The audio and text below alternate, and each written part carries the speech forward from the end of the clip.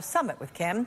Joining me now, Michigan Representative Debbie Dingell. Congresswoman, thank you so much for joining me as always. Can I get your take on the significance of all this? What do you think?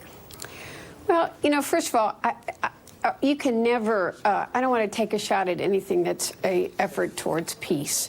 So, and it was very significant. I have been to the DMZ, and quite frankly, it's one of the, I've ever felt like I was looking at evil or meeting evil. That is something that I still hold in my heart. So that's what I want everyone to remember, that Kim Jong-Un is still a despot. He is a tyrant.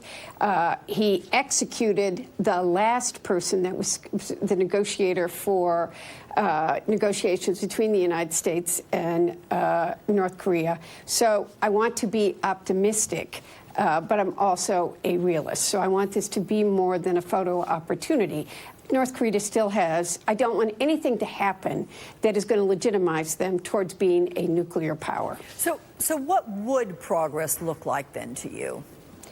Well, I want to see them stop testing nuclear weapons. We want to make sure that Japan is safe there and that they don't have short-range nuclear weapons. I would like to know that anybody who negotiates with the United States is going to be safe from being murdered.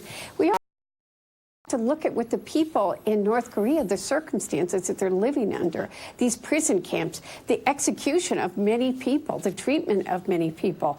So there's a long road ahead, but you know, the fact of the matter is Steve Bannon, who is the lead negotiator for the United States, actually spent time here in Michigan, worked for Ford. I have a great deal of respect for him. I always try to be hopeful, but I also am a realist. Let's look at what happened on Friday with the president meeting with Russian President Vladimir Putin, appearing to joke about election interference. And I know you were none too pleased with it, having tweeted in response, "This is outrageous." So let's take a listen to the president defending that exchange with Putin. You're going to have to take a look at the words. I did say it. And we had a discussion. We had a great discussion. President Putin and myself. I thought it was really a tremendous discussion. Russia. Isn't it crazy? You know, he denies it totally, by the way. I mean, how many times can you get somebody to deny something? All right, so your reaction to the president in total there.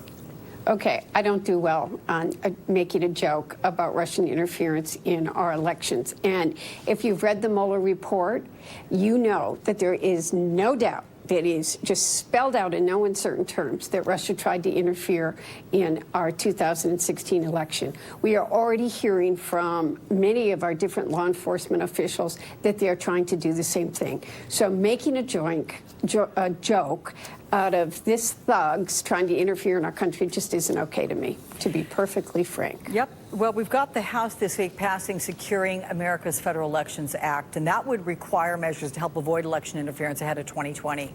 Do you think this goes up for a vote in the Senate? And if it makes it to the president's desk, are you at all concerned about whether or not he signs it? I mean, especially after watching how he's handled this subject at G20.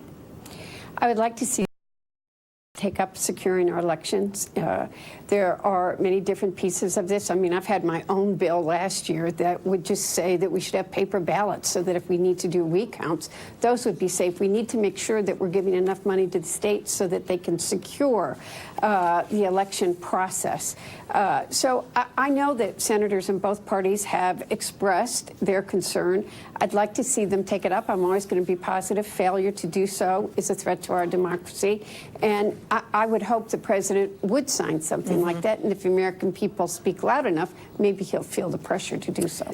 One more question on the topic of Russia, with former Special Counsel Robert Mueller finally set to testify before 2 House panels next month. What is the #1 question you want your colleagues to ask him? Do you believe that there was obstruction of justice? And I'd like him to answer it for the American people. You know, I'm going to say this to you, Alex. I think a lot of people haven't read this report. I'm home. You know that. I come home every weekend. I was out all day yesterday at festivals, at car cruises, and did a town hall meeting. I had people, they came to the town hall meeting and interrupted it to call for impeachment. But I'll tell you, there were more people yesterday, some were nice, some weren't so nice, about don't impeach. They have very strong feelings. And I spent a day like I did yesterday in my district, and it was the same kind of feeling that maybe predict what could happen 2.5 years ago. This country's torn. And what I want to see at that Mueller testimony is facts that all the American people can hear and make their determination about what happened. And I think a lot of Americans haven't read that report. I think that Mueller testimony will be watched. I think there's too much interpretation, too much parsing, and not enough of the man that did the report talking directly to the American people. We need clarity and truth and some answers. Okay. Debbie Dingell, as always, many thanks, and happy 4th to you, my friend. Happy 4th. President